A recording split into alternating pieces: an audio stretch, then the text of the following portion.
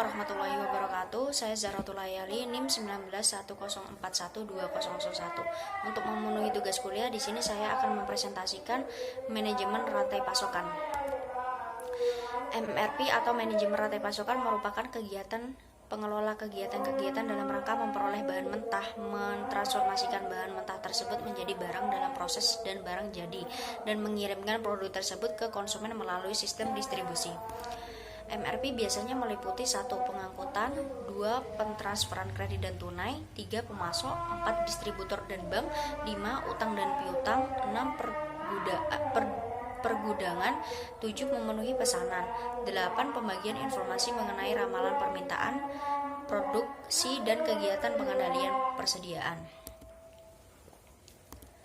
Beberapa teknik lain di bawah payung MRP yaitu pembentukan lini kredit bagi pemasok, penurunan float bank atau waktu ketika uang sedang dalam transit, pengkoordinasian produk dan jadwal pengiriman dengan pemasok dan distributor.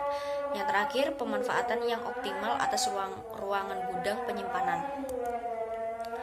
Keuntungan MRP dibagi menjadi 3, yaitu 1. Mengurangi inventory barang dengan berbagai cara, 2. Menjamin kelancaran penyediaan barang, 3. Menjamin mutu.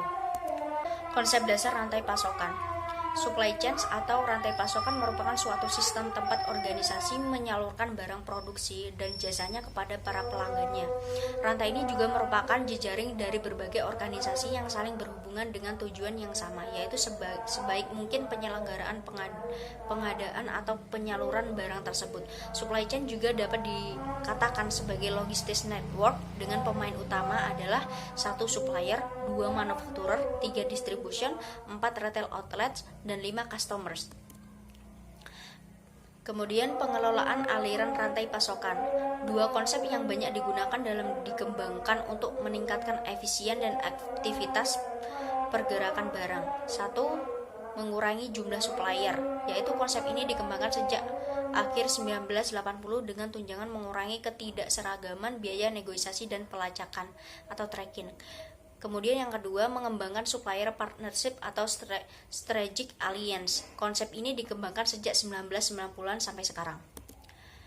Model ini disebut dengan Enterprise Supply Chain Model atau yang menyebut sebagai model 4 langkah atau the 4-step model. Meliputi 4 komponen, yaitu 1. Supplier, 2. Manufacturers, 3. Distributor, 4. Retailer. Pengelolaan aliran barang dan jasa dalam supply chain perlu diperhatikan gambaran sesungguhnya dan lengkap mengenai seluruh mata rantai yang ada dari awal hingga akhir pergerakan supply chain untuk berbagai inventory. Inventory merupakan penyimpanan berbagai jenis barang yang tersimpan di gudang yang mempunyai sifat pergerakan yang agak berbeda sedikit sama lain, sehingga panjang pendeknya supply chain juga berbeda. Beberapa jenis inventory dalam supply chain yaitu barang baku, barang setengah jadi, barang jadi, material dan suku cadang, barang komoditas, dan barang proyek. Optimalisasi rantai pasokan. Beberapa hal yang harus diperhatikan dalam optimalisasi rantai pasokan adalah 1. Tuntutan konsumen yang terus berkembang, 2. Kekuasaan retailer yang semakin besar, 3. Dilema dalam pencapaian optimalisasi, 4. Kendala dalam membangun kepercayaan, 5. Kemitraan sebagai suatu solusi, dan yang terakhir, teknologi informasi sebagai katalisator. Push system dan pull system. Secara histori, supply chain lebih ditentukan oleh manufakturer yang menentukan apa dan berapa yang akan disalurkan melalui supply chain yang ada. Manufakturer melakukan push terhadap barang-barang ke konsumen melalui retailer, yaitu push system. Manufakturer memaksa barang ke konsumen. Pada awalnya konsumen tidak mempunyai pilihan, tetapi dengan meningkatkan jumlah barang yang ditawarkan dan makin beragam sehingga persaingan makin tinggi. Kemudian pull system. Manufakturer hanya membuat barang yang dipilih atau dikehendaki konsumen sesuai dengan perubahan paradigma. Konsumen sebagai penentu utama MRP, manufakturer melakukan pull atas kebutuhan konsumen dan meninggalkan cara push. Kemudian sistem yang dikembangkan dalam pull system.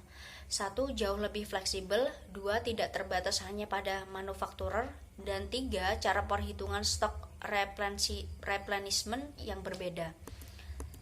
Sekian dari presentasi dari saya, kurang lebihnya mohon maaf. Assalamualaikum warahmatullahi wabarakatuh.